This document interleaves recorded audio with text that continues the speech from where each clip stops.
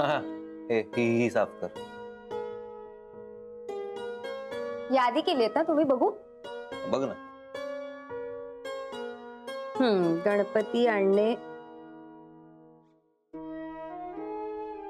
ही कुठली यादी आहे? अशी कशी यादी केली आहे तुम्ही? काय? गणपती आणणे, डेकोरेशन करणे, दोनच गोष्टी लिहिल्या आहेत यादी. तिसरा आयटम वाच ना. तिसरा आयटम? तिसरा आयटम सगळ्यात महत्वाचा आहे, तो वाच. कुठे लिहिलाय तिसरा आयटम? स्वानंदीला विचारून सगळं करायचं. काय यादी आहे? एक्झॅक्टली, हाच तरी सगळ्यात महत्वाचा तिसरा आयटम. ही यादी केली आहे तुम्ही? बघा तरी. अहो, गणपती आणणं खूप मोठी जबाबदारी असते. आमच्या घरी येतो ना, लहानपणापासून ना सगळं सागर संगीत केलंय. मी खूप जवळून पाहिलंय हो सगळं. हे मला अगदीच माहितीये, म्हणून मी म्हंटल तिसरा आयटम जो आहे ना सगळ्यात महत्वाचा, सगळं स्वानंदीला विचारून करायचं. काय वहिनी, बरोबर की नाही? हो. हा. आणि एक सगळ्यात महत्वाची गोष्ट. काय?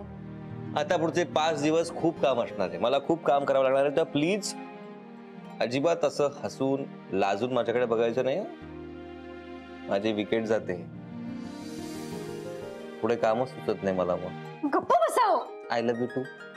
गणपती असेपर्यंत ना हे बोलू नका तुम्ही. अच्छा, याचा पण उपास करायचा? काय टाइमपास झाला तुमचा? गणपती कधी आणायचे, काय तयारी करायची ठरवायचं की नाही काही? आम्ही ते ठरवतोय आता. अरे मग आम्ही याची वाट तरी बघायची, नाही तर बोलवायचं तरी आम्हाला. अच्छा, म्हणजे आमच्याकडनं कुठलं मार्गदर्शन सल्ला नकोच आहे का? आई, असं का बोलतेस तू? असं काही आमच्या नव्हतं मनात. आणि आई, स्वानंदी आम्हाला सांगत होती की बर स्वानंदीचं ऐकायचंय का? म्हणजे आमची काही गरजच नाहीये आता. बोल स्वानंदीचं ऐकूया आपण. आई, आया का तसं नाहीये. तू बाबा दोघं मोठे आहात, तुम्ही सांगा ना, आम्ही त्याचप्रमाणे करू सगळं. नाही तसं नाही इंद्रनील, स्वानंदीला सगळं माहिती आहे, ठाऊक आहे मला. अरे हुशार आहे ती, म्हणून तर घरात लक्ष सुद्धा द्यायला लागत नाही मला. पण घरामध्ये पहिल्यांदाच गणपती येतोय आपल्या, त्यामुळे वडीलधारे म्हणून आमची मतं घेशील अशी अपेक्षा होती आमची, बाकी काही नाही, नाही का? आई मग बोला ना तुम्ही. मला काय वाटतं माहितीये का, उद्या सकाळी गणपती आणूया आणि मग पूजा करूया. अच्छा आई, गुरुजींशी बोलावं लागेल ना? अरे गुरुजी कशाला हवेत? पूजेसारखी पूजा आपण करूया ना. आई तसं नसतं, म्हणजे तो पार्थिव गणेश असतो ना, त्याचं विसर्जन करायचं असतं ना, त्यामुळे त्याची आधी प्राणप्रतिष्ठा करावी लागते, पूजा सांगावी लागते. घरात कोणाला पूजा सांगता येत असेल तर मग नाही लागत गुरुजी. नाही, आणि ती घरातल्या पुरुषाला सांगावी लागते, कारण तो यजमान असतो ना. नाही बाबा, हल्ली तसं काही नसतं. आणि देवाला पुरुष आणि बाई ना सारखेच. हल्ली तर मुंजीत सुद्धा मुलाला आईच्या मांडीवर बसवतात. आता आईंना पूजा सांगता येत असेल तर माझी काहीच हरकत नाही. नाही म्हणजे आत्या आहात ना तुम्ही तिच्या, आणि तिच्या माहेरी गणपती असतो, त्यामुळे तिथनं इथे आज पहिल्या दिवशी कुणी येऊ नाही शकत. त्यामुळे आत्यानं बोलून घेतलं असेल, हो ना ग? नाही आई, वच्ची मावशींना मी बोलावलं.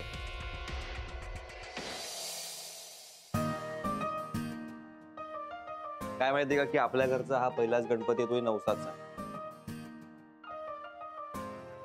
जितकी मोठी मंडळी घरात असेल ना तितकं बरं ना. आम्हाला आशीर्वाद मिळतील, काम करताना जरा हुरूप येईल, म्हणून मी सांगितलं त्यांना. खरं तर मी त्यांना गणपती बरोबरच घेऊन येणार होतो, पण त्यांनी सांगितलं तुम्ही पुढे जाऊन आवरा, मी पाठीमागून येतो. हो, नाही पण बरं झालं तू त्यांना बोलवून घेतलंस ते. अरे गडबडीच्या नादात मी फोन करायला विसरूनच गेले होते. माझी खात्री होती की तू अजिबात विसरणार नाही. या नाही बस. काय कसं आहेस रे? बरं आहेस ना भाऊजी? कसा? बच्ची मावशी, अहो गणपतीच्या दिवशी घरी आलाय तुम्ही, चेहरा का पडलेला तुमचा असा?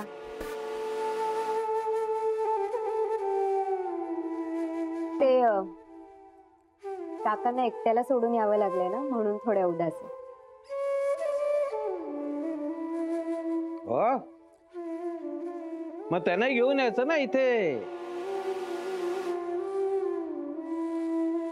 नाहीतरी आमचा गणपती म्हणजे काय सार्वजनिक गणपतीच आहे.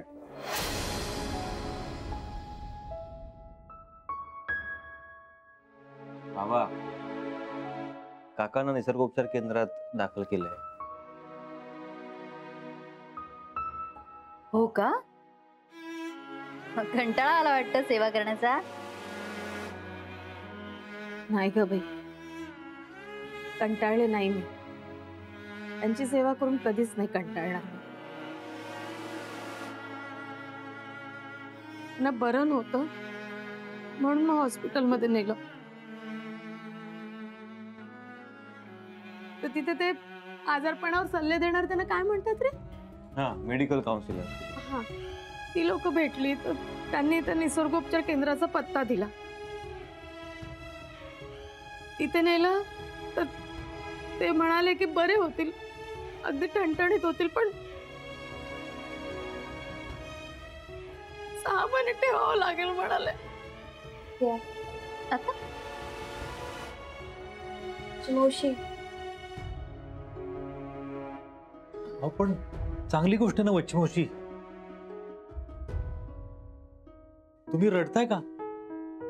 काही प्रॉब्लेम झालाय का? हे बघा, आपण काहीतरी ऍडजस्ट करूया. म्हणजे काही पैसे वगैरे हवेत का तुम्हाला?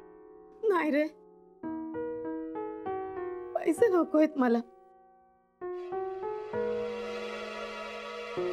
मला ना थोडी हिंमत हवी आहे. ते घरी नाहीत ना, तर माझा जीव कासावीस होतोय रे.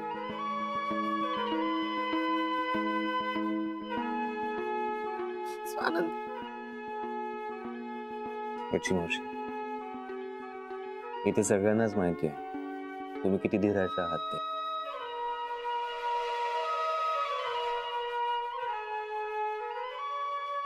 पण तुम्ही काळजी काय करताय? आम्ही आहोत ना बरोबर. रडायचं नाही तुम्ही, प्लीज. हो सोन्या, मला माहित आहे तू माझ्यासोबत, तुम्ही सगळे माझ्यासोबत आहात.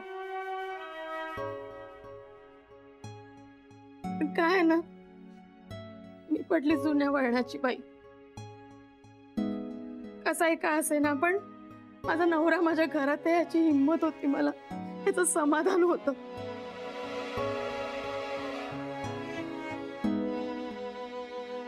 कुठे बाहेर असले ना मी कामाला, तर मी पटकन घरी यायचे रे. काम संपलं की मी लगेच घरी यायची. हो, आणि नसले तरी मग बाहेरून मी फोन करायची नंदूच्या बाबांना की कसे आहेत. दर तासाला मी फोन करायची. कधी माझ्या डोळ्याच्या पार होऊ दिलं नाही त्यांना, माझ्या सतत डोळ्यासमोर ठेवलं.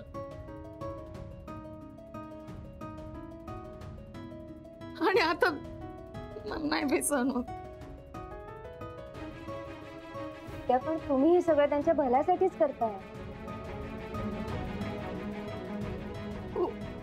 हो, पण काय करू, सवय लागली मला त्या माणसाची. नाही या घरात तर मला ना सुनो सुनो वाटतं ग.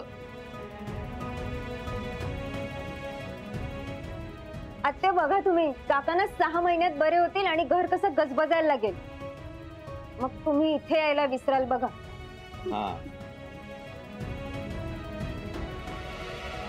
म्हणजे तोपर्यंत तुम्ही नाही, म्हणजे माहित असावं ना म्हणून विचारते. तोपर्यंत इथेच राहणार आहात का?